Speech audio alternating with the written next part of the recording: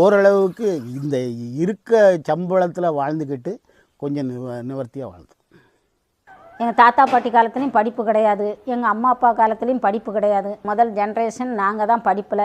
அந்த பேருந்துனால தான் கல்வி கிடைக்குது. கல்வி கிடைச்ச பிறகு தான் வெளியூரில் படித்து முடிக்கிறோம். படித்து முடித்து வேலைக்குலாம் வெளியில் வர முடிஞ்சிச்சு நிறைய பேர்.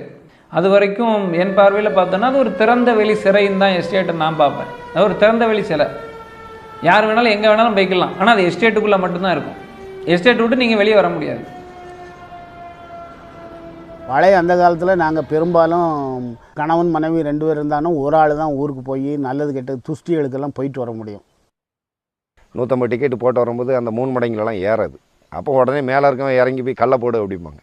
உடனே டயர்களில் ஒரு கல்லை போட்டு பின்னாலே வெயிட் பண்ணுவோம். அதுக்கப்புறம் ஒரு 10-20 பேரை இறங்க சொல்லிவிட்டு அடுத்து திரும்ப வண்டி மூவ் ஆன பிறகு திரும்ப ஏறுவோம்.